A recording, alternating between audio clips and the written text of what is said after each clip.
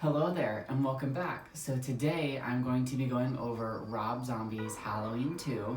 I've been trying to do the October challenge where there's 31 days of the month and you watch one scary movie every single day. I watched this one a couple of days ago, and so far today's October 7th and I have been doing it every single day.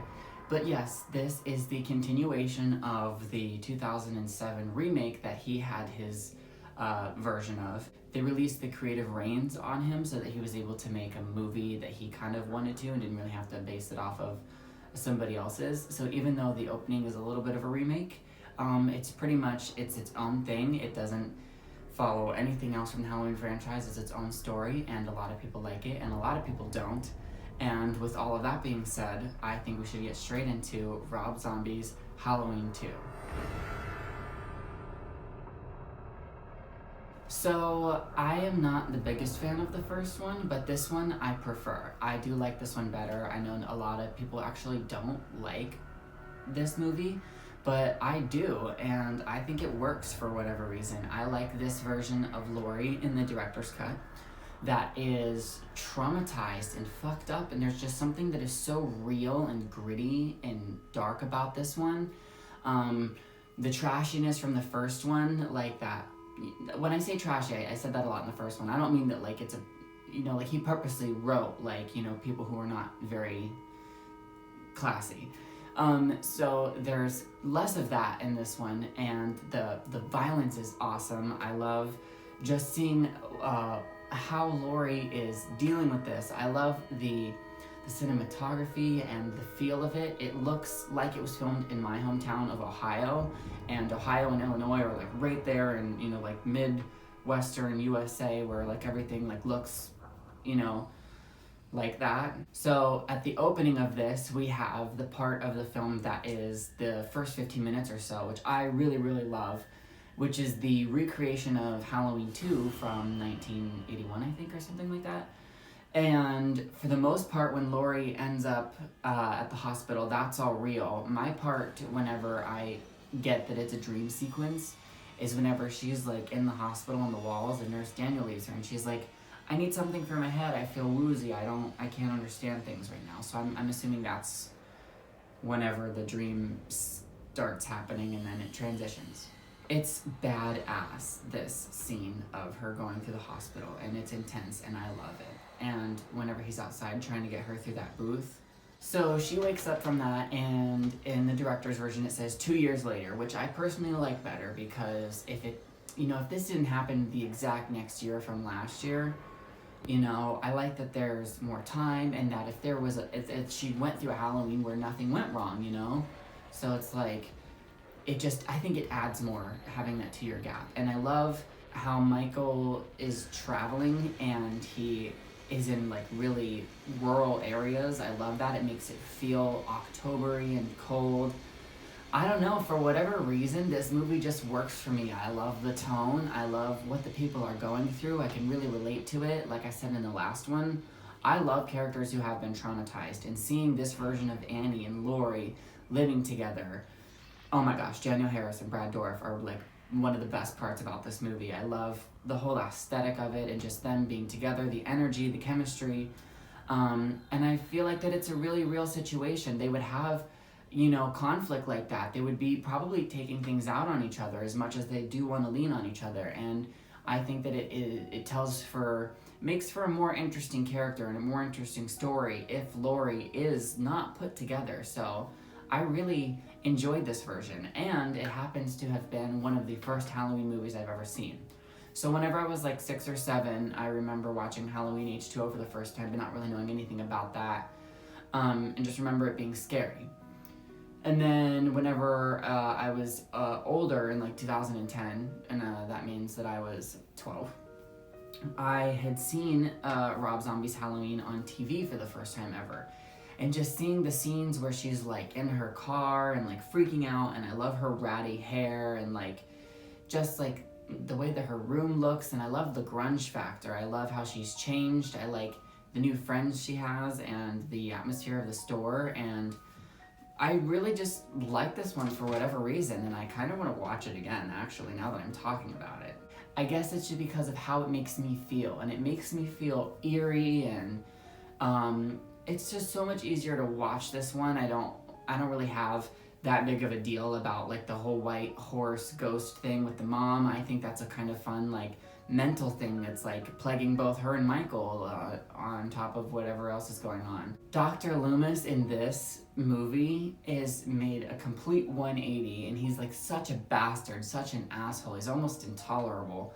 But I almost like that they have him here in this way for that, because like I said, I don't know how to explain, but just everything that the character arcs are going through in this movie, I just happen to be a really big fan of. It's just so interesting seeing the struggle, seeing them try to move on once all of these things starts happening, on top of like the revelation about who Lori is, and that's when she just goes into fucking batshit crazy mode. And I really like that because she's like spinning out and she's putting pieces together from the past. And I like her conversations with the therapist, especially in the, unrated director's version, which is the most versions that people have seen. It makes me really like this Lori for some reason. I wasn't the biggest fan of her in the first chapter of Halloween, but in this one, I just can relate to this version of this person way more. It makes more sense to me.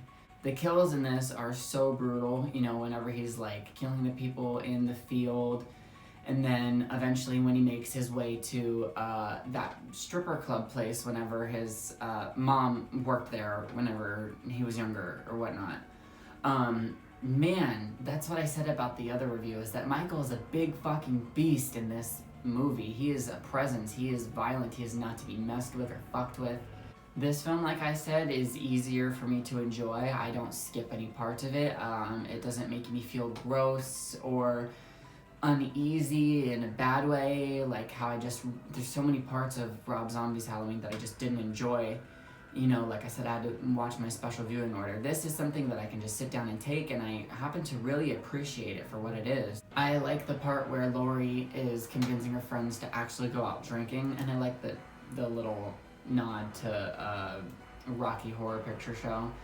But they go out to the barn party where like this Halloween costume thing is happening, and this movie was just a lot of fun for me when I was younger, and it was fun for me now too. And I just, like I said, like the vibe, the feel of the atmosphere of where they're in and what they're going through. Like, I've always wanted to make a Halloween movie, and I always just like wanted to see people go through things and stuff, and I feel like this is just a really good, terrifying, realistic story. And like I said, I like how grotesque and violent that the kills are, especially whenever it comes around to Laurie's friends are getting killed in the van, well, her one friend is, and then Annie's getting killed at home.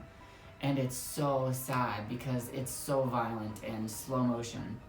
We see the blood everywhere, and I like the director's cut version where we get to see Brad Dourif's reaction, but that's later. Having Laurie come home and discover her on the floor like that was horrible, and seeing the cutaways of her getting attacked, and then especially knowing what Laurie has been through and the trauma that she has experienced, and especially everything that she's gone through with Annie, and knowing that she loved her so much and that she was kind of taking some things out on her, and Annie was doing the same to her as well, and I know that she felt guilty about not being and having a good last reaction with her and having a last good send-off, and seeing her dying in her arms like that is really very hard and emotional.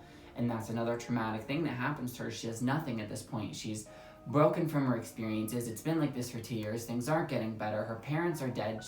She's upset with her therapist. She just realized who her lineage is. That is a whole other thing she's got to cope with now, on top of seeing her favorite person ever that she was just having conflict with dying in her arms.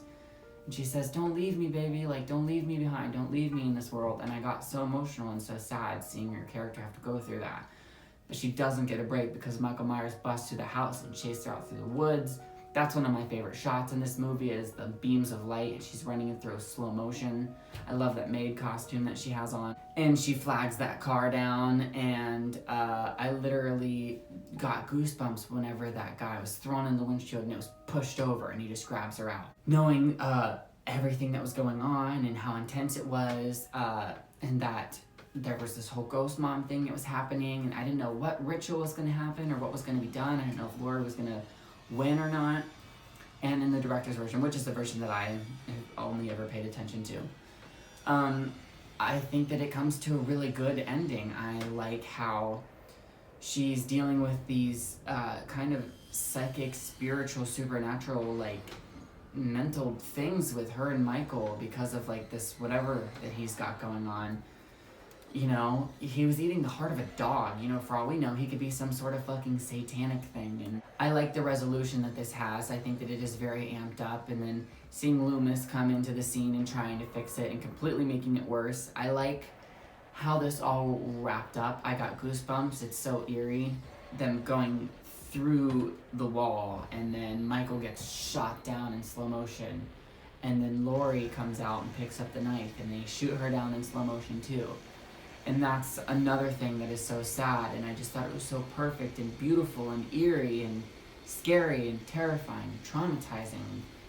It just all works so well because of knowing that, like I said, everything Laurie's been through, and just the iconic three of them, and that they're all dead, and that all of the events that preceded, and who knew that this is where we would be, and it's like they're kind of all together now in death, and knowing that Sheriff Brackett, which is Brad Dourif's character, has just gone through the loss of his daughter, which was really sad and emotional, and I love the way he breaks down and screams. It was really sad, and the music is sad, and especially with the flashbacks of his daughter being younger, it just really all made for a really good telling story. And he has nothing now. He doesn't have Laurie. He doesn't have anything or anybody. He's just a mess, and I love that it just kind of ends on that eerie note. And I personally believe that whenever we get that shot of Laurie at the end in the sanitarium, I think that is just her in her mind coming to terms with things and then accepting it, and then I think she gets up and joins and goes off. Anyway, that was my review of Rob Zombie's Halloween 2. I know that it's not everybody's favorite and that it's a controversial one. But yeah, I happen to really enjoy it, and I'm very excited to be able to do Halloween 2018 and to get into the rankings. You know, let me know what you guys thought about this movie. Do you prefer it over the first Rob Zombie movie? So this is the final movie in the 10 DVD collection Halloween set that I have, and this was, I think, 2 years ago now that I originally got this box set to start watching the franchise whenever Halloween 2018 came out. And I'm super very excited to get to Halloween 2018. And make sure you check out some of my other videos because I've done a bunch of different genres and I plan to do a bunch of different more. I've actually visited the houses from the 1978 original Halloween and the 1986 movie Nightmare on Elm Street. So yeah, be sure to stick around for whenever I post something else, and I'll see you next time.